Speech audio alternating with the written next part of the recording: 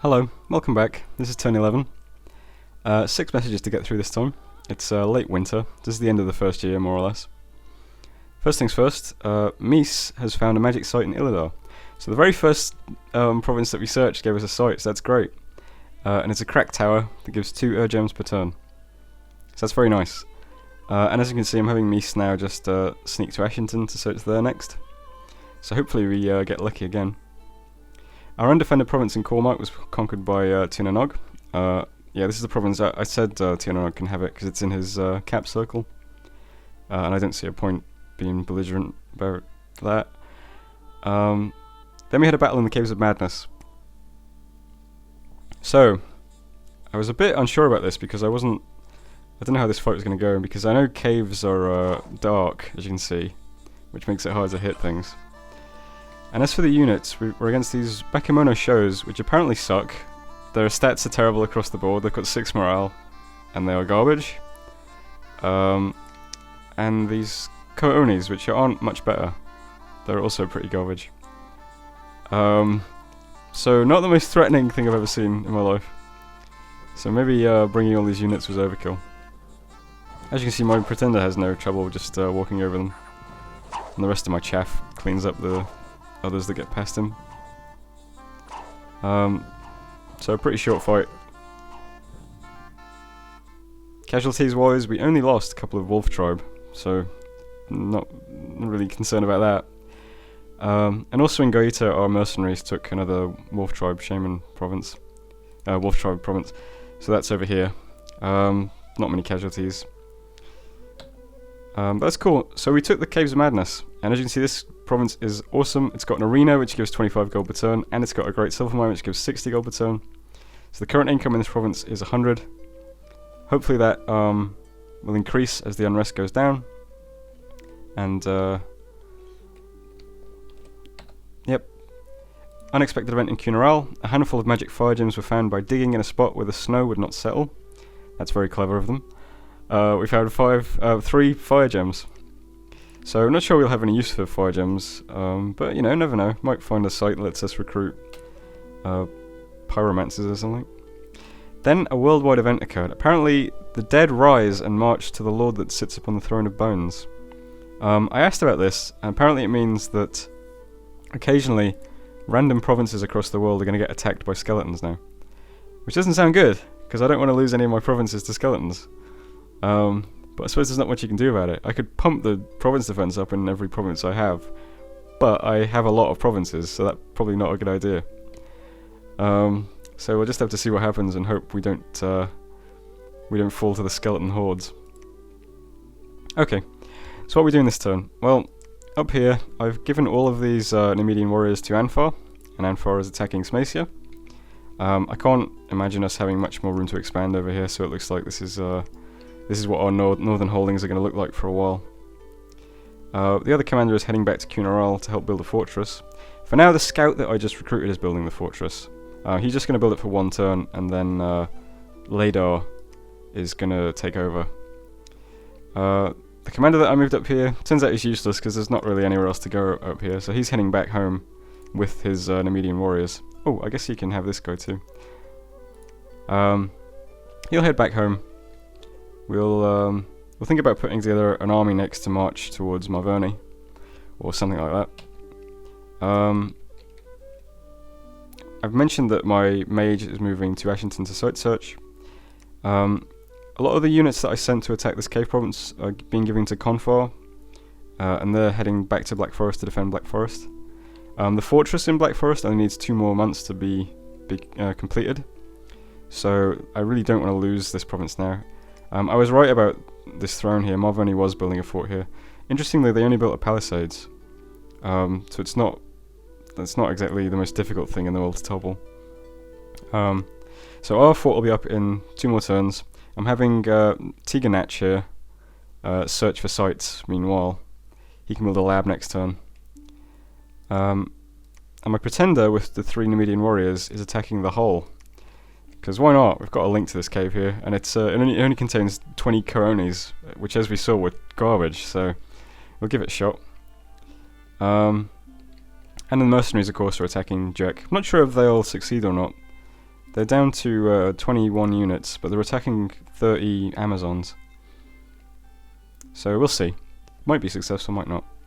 So next turn, ideally we'll have 3 more provinces, and currently we're sitting on, I think it's 24 provinces, which for the end of year 1 is pretty fucking good. So that'll give us 27 provinces at the beginning of year 2, if all goes according to plan. But we do have Marvoni has all his troops here sitting on our borders, of course, because our borders are Marvoni's homeland, basically. We have kind of squashed him in a bit. So I can only imagine that Marvoni's looking to attack us soon. Down here we can see Ermor has units around here, plus his pretender is in this province, although you can't see it. And Mictlan also has quite a lot of units here on our borders too. So we have to be prepared to get attacked by somebody soon. But we also need to prepare to attack somebody ourselves soon, so that's where we are currently with things. Research is same as usual. We don't have level 4 yet, but we're continuing at pace. And in terms of recruitment, this time around I'm actually recruiting a Nemedian champion. These guys are warrior mage commanders, so they've got some magic paths, and they've got 80 leadership. Could probably thug this guy out. He's stealthy, so that might be quite interesting actually. He's also a priest. So I can use this guy to build temples, which is actually what I'm looking towards at the moment, because my prophet can build a temple in Black Forest, but this fort up here won't have anybody to build temples, so I'll have one, this Nemedian champion rather, will be able to build a temple. And he'll also be able to lead my Nemedian warriors around, and because the Nemedian warriors are stealthy as well, of course, we can have, he can lead a sort of stealth commando force around, so that'd be kind of interesting. We'll just hit N, see if there's any more commanders. Nope. Nothing else to report, really. The only mercenary that we can recruit currently is Obscuro, who is a 50 gold mage. I'm not terribly interested. Then again, I'll put in the minimum bid and just recruit him to Fomoria and have him research, because why not, right? I've got plenty of gold at the moment. Anyway, that was turn 11, and I'll see you shortly for turn 12. Hello, turn 12. Our luck has changed slightly, but not too bad. I'm going to skip the message from Ermo just for a second. Let's get into Tiganach found a magic site in the Black Forest. Which is really nice. I didn't expect him to. He's only a Air 1, Water 1 mage. But he found a great site, a Boiling Bog, which is 1 fire gem and 1 water gem per turn. So that is wonderful. Gem income now, pretty nice actually. So we'll have to try and do something with our gems soon. Then there was a battle in Duek. This was Mictlan attacked Duek before us and took the province. And then we followed up by trying to take it with our mercenaries. And our mercenaries did not do very well against Mictlan, which is to be expected because Mictlan is a nation of great sacred warriors, which are these guys. What kind of bless is this? Undying, hit points, blood vengeance. Wow. So that is a nature blood bless with a minor death bless. So that is a scary bless. I don't like blood bless sacreds in general, because it means that they reflect all damage, which makes them incredibly difficult to kill. Especially early on when you don't have much research done. I don't even know what I'm going to research to kill blood blessed units, actually. Because the only time I've had to deal with it before was in a Blitz game where I was Pythium, and I just used Stellar Cascades, I think, which is an astral spell, but I don't have that now.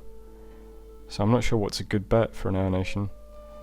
I guess if I had death spells I could just summon a load of skeletons and that would get through blood bless, but interesting. Also, Beritos took Smacia over here. Same deal, we then attacked it with our units. Unfortunately, we lost horribly. Haven't watched this fight yet. Might be down to those elephants, I suppose. My units will probably stack up quite well against normal human troops. What is this thing? Oh wow, it's his fucking pretender is in the mix. I didn't even realise that. Okay, well that explains why we lost so much in this fight. 2 elephants and a pretender.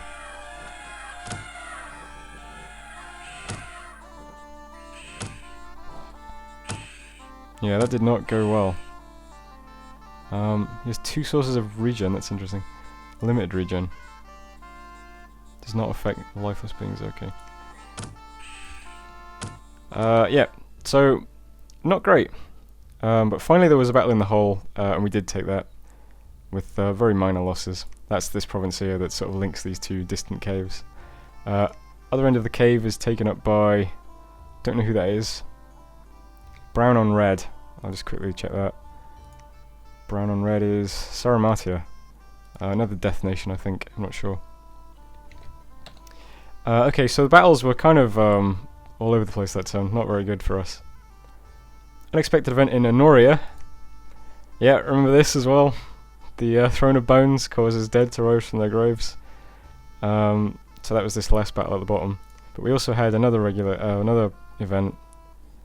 An abundance of rules and regulations are slowing down commerce. So that's in Glistening Dew Forest. So we lost 50% of the tax in Glistening Dew that turn. And yeah, battle in Honoria. The long dead and soulless rose up from their graves and attacked us, and we lost the province to independence. So terrible all around. These guys aren't too tough. 5 hit points. The soulless have a lot more hit points, but they have no protection. I'm not sure how easy it would be for us to kill these guys, honestly, but we'll have to give it a shot. Okay, so that's that turn. So what are we doing this turn? Well, first of all, this random commander is now building the fortress in Cunoral, which means the scouts have been sent forth. We can finally get some scouting done. I'll try and scout Malverni's lands and a bit of Tina Nog's lands. Over here, this is the commander that was in the fight in Smacia and lost. So he's taken these last 2 Nemedian warriors to Fairy Forest, and from there they'll head home to Fomoria. Same deal here, this other random commander who had these 12 Nemedian warriors heading home to Fomoria. We have some units still in Fomoria, and we're recruiting a lot this turn. So in 2 turns we'll actually be able to put together quite a huge army of Nemedian warriors back home in Fomoria, so that's really nice for us. Because then we can start marching them out towards Malverni, I guess. Other random little point of recruitment as well. In Black Forest I'm recruiting just a few archers, just because why not? We don't have access to very good archers, we only have the slingers. So the archers I'm recruiting are undisciplined, unfortunately, but you know, morale 10, precision 10, short bow, that's, you know, it's about as good as you can hope to get from the early age, I think. Pretender's moving home. Obviously I'm not going to push into Saramatia's territory. We have the hull, that's enough for me. Won't be able to defend this if somebody takes it from us, but you know. So my Pretender can head home, can start thinking about invading Malverni also. And the last point of movement I'm doing here is I'm attacking the province we just lost to Soulless. I'm attacking that with just a random collection of crap and my Prophet casting Banish. This is a bit risky because we have a big load of Miklan's troops right here, and they could easily just take that. Which would mean I'd probably lose my Prophet, which wouldn't be good. But I also don't want to just have this province sitting here neutral for a long time. It's got 31 income, which is decent actually. So I'll give it a shot. Worst case scenario, I lose my Prophet and some crap units, but that's not the worst thing in the world, I suppose. The commander in Black Forest is finishing off the fortress, and the random mage here, Tiganach, is building the lab. No temple here yet. That would actually suck if my Prophet died without building a temple here, but oh well, not much else I can do. The Nemedian champion that I recruited last turn, he is actually heading to Cunoral to build a temple. Yeah, so he'll do that. He might build a lab as well, and then he'll start heading east with everybody else. This mage is site searching again, and I think that's it for all the movements this turn. Research is almost at level 4. We'll just keep going up evocation until we've got Storm, I think. I don't see any reason not to. Orb Lightning might be kind of fun as well. And that's it for this turn. So we've run out of neutral provinces that we can sort of easily capture now, which means we have to look towards invading somebody. And it's probably going to be Malverni first. But before we get to that, there's one last thing we have to take care of, which is the message that Elmore sent us, which is this. You want to hit Miklan with me. And the answer is yes, I do. I just can't do it yet. I don't have any units over here in this area at all. And I'd rather do Marvoni first, because Marvoni looks tiny, and Marvoni is, of course, extremely close to my borders. So, let's send some messages, shall we? First things first, let's send a message to Ermor.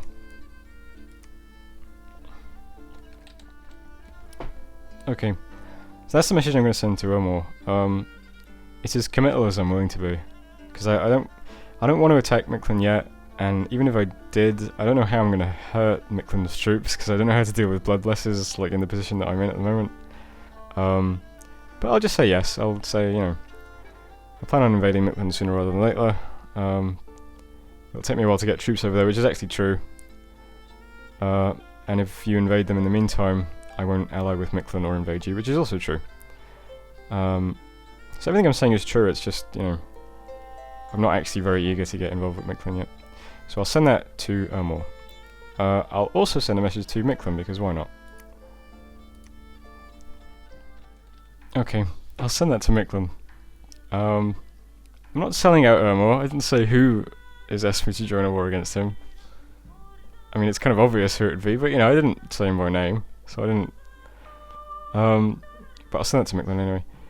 Because my thinking is, if Ermor and Mictlan can start fighting each other, that is really great for me, because it pretty much just ensures that my entire southern border is safe. They're not going to stop fighting suddenly to invade me unless I really slip up. So if I can let them both know that, you know, war is going to happen between them sooner rather than later, it'll give me time to focus on just finishing off Marvoni. And then I can think about what I'm actually going to do, I suppose. I think that's everything. I'm trying to make sure there's nothing else I haven't done. I'll just hit next commander a few times. Nope. Any mercenaries to recruit? I've only got 84 gold, so I suppose it doesn't really matter. Quick spears. Oh well. We'll leave it there. And kind of a boring turn, actually. Not much is going to happen next turn, but we might lose some troops in Fomoria, I suppose. Might lose my profit, so that'd be kind of interesting. Either way, I'll see you on turn 13. Hello, turn 13. Let's get to it. So, Balhaman, the king of the city, has claimed the throne of fire in the name of Forever Pause on turn 3. Hahaha. I think that's Beritos, if I remember correctly. But let's just check. The thrones. Yeah, I think that's Beritos. So, the throne of fire. Blessed troops get attack skill +3. Oh, right.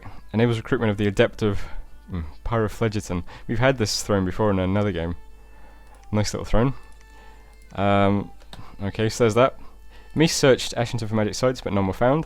That's okay, we got lucky the first time around. I don't expect that luck to repeat many more times. Battle in Honoria. This was us... Whoops. Well, there we go. We won anyway. There was us taking the province back from the undead that rose up to attack us. So, that was pretty straightforward, because Banish is pretty good against the undead, as you can see.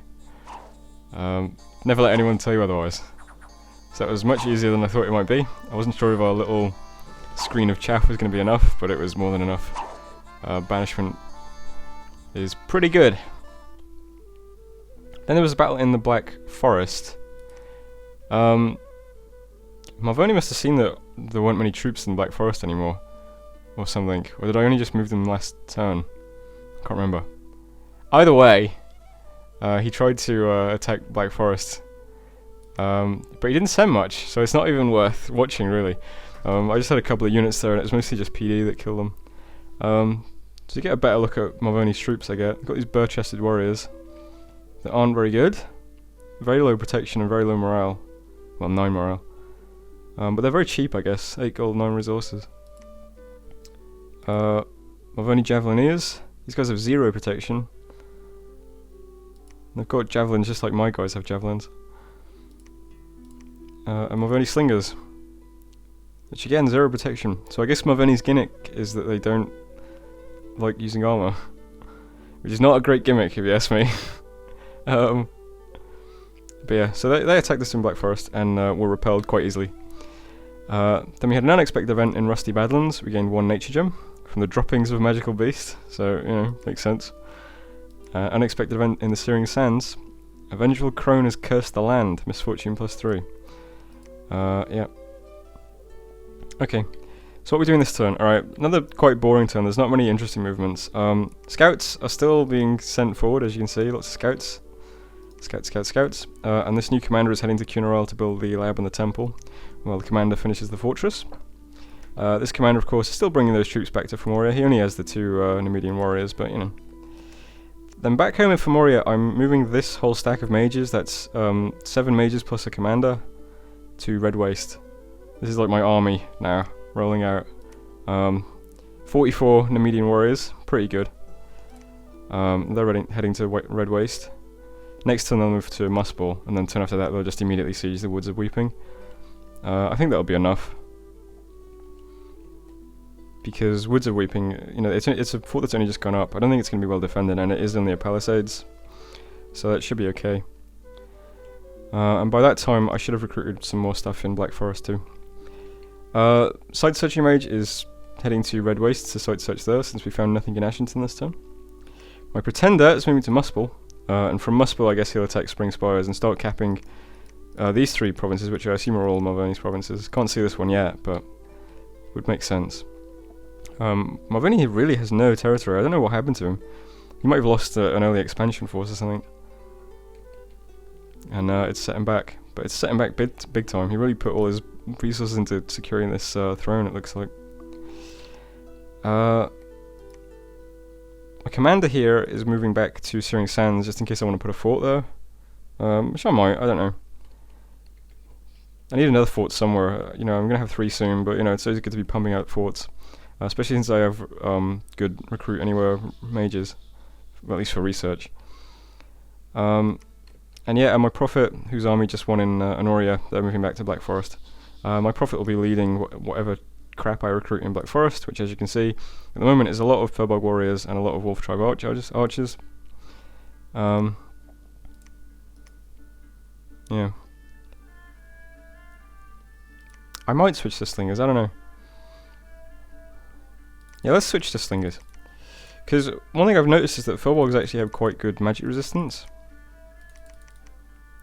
Let's not do that many. Are they a lot cheaper? They cost 1 gold more, okay. Let's get about that many Slingers. One thing I've noticed is that Furbolgs have quite good magic resistance. Like, they have magic resistance 13. And the reason that's interesting is because, you know, as we saw, Mictlan has a Blood Bless, which reflects damage to you whenever you hurt them.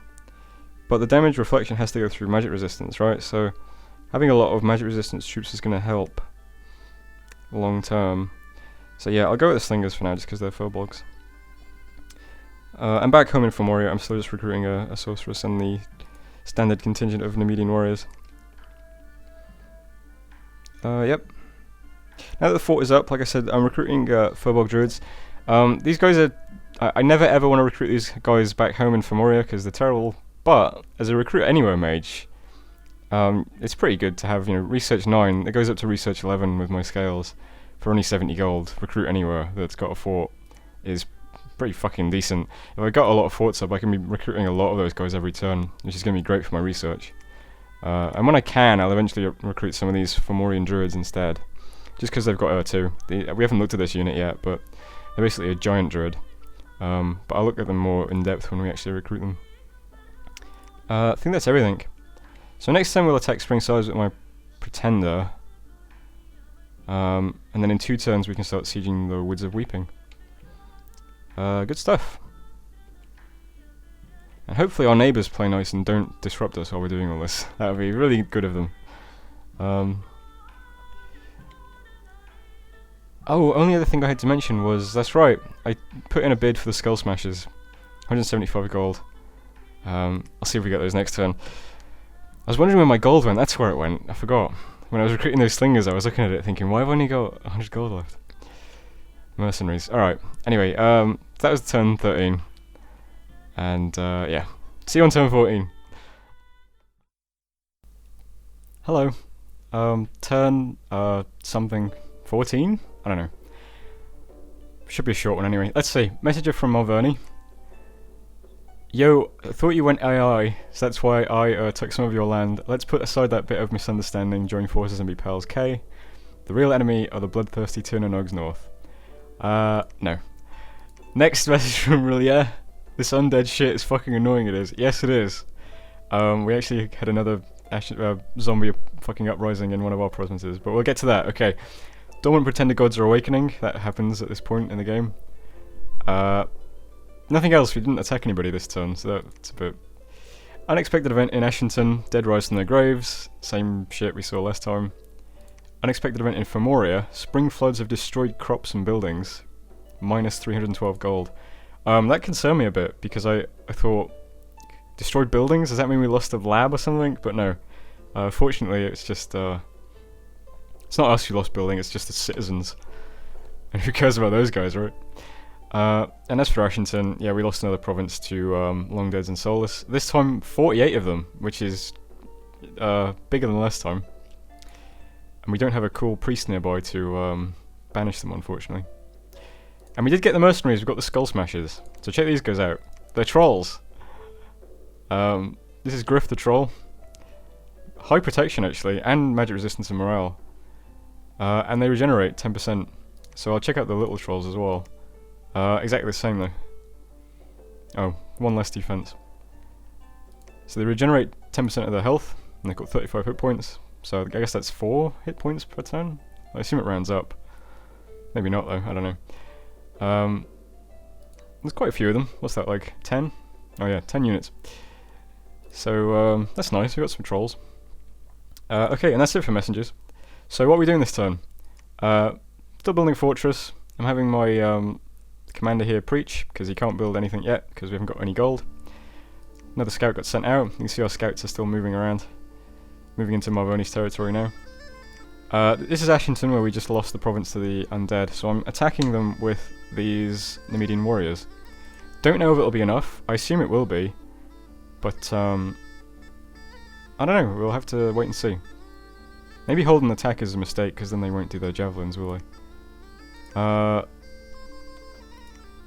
Let's leave them unscripted. Yeah, that's probably work better. Okay.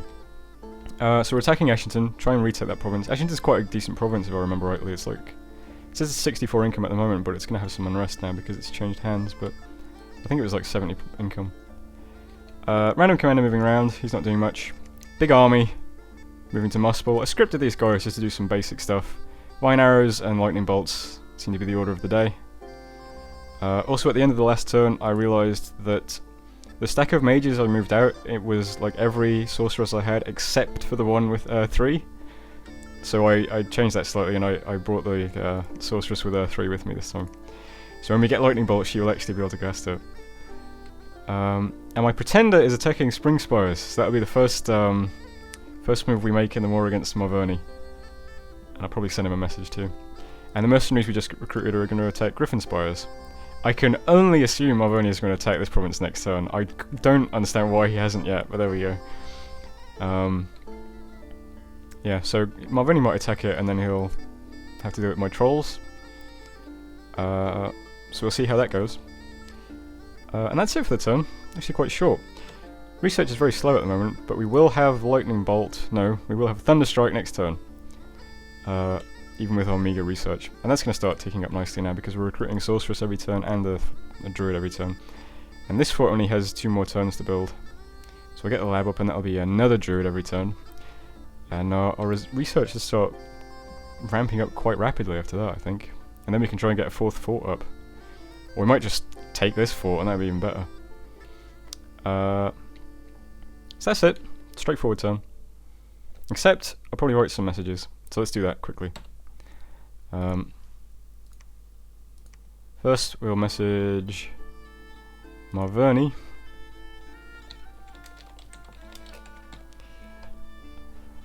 That seems like a reasonable declaration of war when you're messaging Marvoni, right? And I think I'll send a message to everybody as well.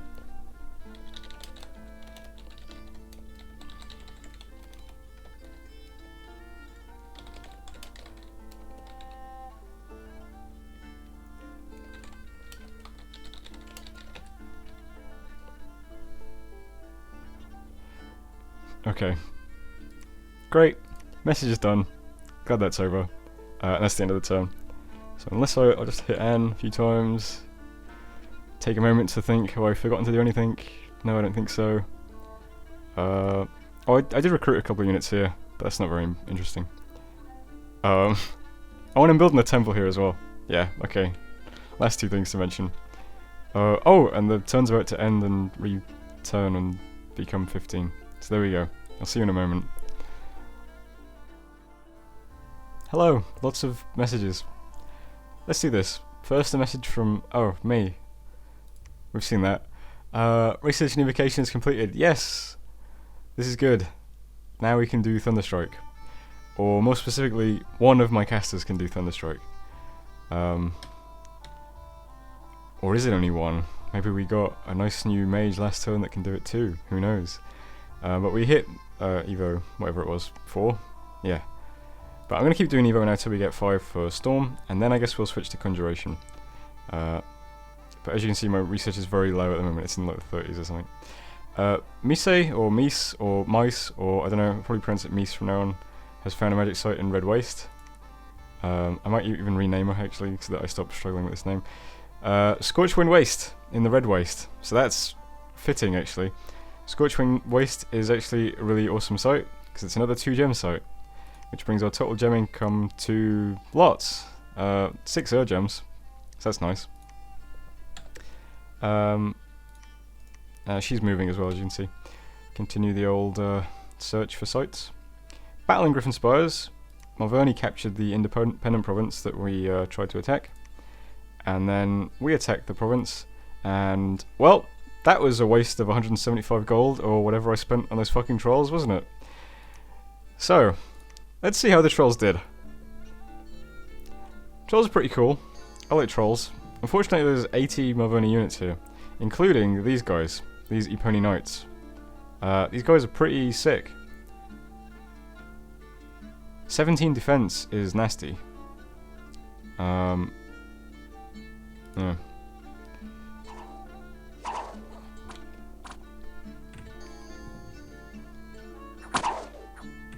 As you can see, my trolls don't even hit them, which is fair enough because they have an attack skill of 10, which is not very good for hitting defense 17, I guess. So they get slaughtered pretty badly. It doesn't look like these guys have a lance though, so they don't charge. So they're not that scary, I suppose. But 17 defense is going to be hard to hit. I think my medium warriors should be okay hitting them though. Yeah. So the trolls did absolutely nothing. Big waste of money. My fault. I got cocky. I thought I'd be able to clean up any Malverni troops with 10 trolls or whatever it was, but I was not prepared for 77 Malverni warriors. That was a bit more than I bargained for. So that was useless. Then we got lots of events. Guess what? The dead rose from their graves in Ferra, and the dead rose from their graves in the Caves of Madness. So we lost 2 provinces to the Skeleton War last turn. I'm done with skeletons. Fuck skeletons. Good province event though was this one, 203 gold.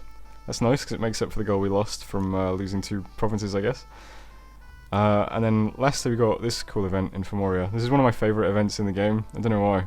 An alien being has been sighted skulking near sites of mystical power. Unrest plus 10, magic plus 1. I like that. Yeah. So, skeletons took Ferret and the Caves of Madness. Okay, so what's happening this turn? Lots of moves, as you can see. Scouts are moving, as you can see, as usual. The grey arrows are the scouts. My site searching mage, Mies, is moving to Dragonscale Mountains next to search for some more sites. And yep, we got another Earth-3 sorceress, so she is moving out as well. Playful Torture here is heading for the front lines to drop more Thunderstrikes. I've got the little guy here who took Ashington back from the skeletons. He's going to continue onwards to Searing Sand with those troops, and then I guess he'll take back the Caves of Madness. And so in order to help facilitate that, in Searing Sands I'm actually recruiting some barbarians, just to bulk up my army a bit. So that commander will pick up troops in Searing Sands and then attack the Caves of Madness and take that province back from the skeleton hordes. This commander here is going to head to Stinging Swamp and pick up this lone an immediate warrior that I found hanging around. So yeah. And then he can head to Black Forest, and then as we recruit more troops in Black Forest, this commander is going to be the guy who like ferries troops to the front lines. I know I originally said he'd hang around to build a fort, but that's not going to happen for a while, especially not while we're losing provinces to skeletons. So yeah. And I think that's all of the sort of ancillary movements. So that leaves the actual invasion of Malvern proper now. My pretender is attacking Anidra. I was a bit concerned about this at first because I saw this big stack of Malvern troops, and I thought if they're Epony Knights, it might be a bit risky. Because he's going to have troops here as well, and here. He can move a lot of stuff to Anidra if he, suspects that my pretender is going to do this. But I can't see any Epony Knights here. It's just Malvern Slingers and Javelineers. They're not very scary. Same in this province. In this province there's a huge Great Mother. And ogres. So I don't know, he might move some stuff here to fight my pretender. But the worst case scenario is I lose my pretender, and I don't think I care that much, to be honest. He's already done his job. He did great in the expansion phase, and that's that. And that leaves the actual, siege of the Woods of Weeping. So as you can see, I'm moving everything from the Black Forest, including all the mages and all of the troops. And I'm also moving the big stack of mages and Nemedian warriors from Muspel. So if I hit Y on the Woods of Weeping, we can see everything together now. Casters are still scripted basically the same. The only exception, of course, is Agony and Desperation, who is now casting Thunderstrikes. So she is she's the big show. So next turn we will attack the Woods of Weeping, and then every turn after that we will be sieging. And I don't anticipate the siege will last that long because it's only a palisades, but who knows? I'm not sure there's any other movements I did this turn. Research, to reiterate, is extremely slow at the moment because all of my mages are moving. But we get... that's what the other thing I did. I started building a temple in Cunarel. Couldn't afford the lab, unfortunately, but I'm getting the temple. And the fortress here will be built next month. So once we get the lab up, we can have another site here where we can start recruiting mages. So, that's everything. The invasion of Malvern proper begins next turn, so that'll be exciting. And hopefully I haven't made any errors here, because I'm going to hit end turn, and I will see you on the next turn. So, wish me luck.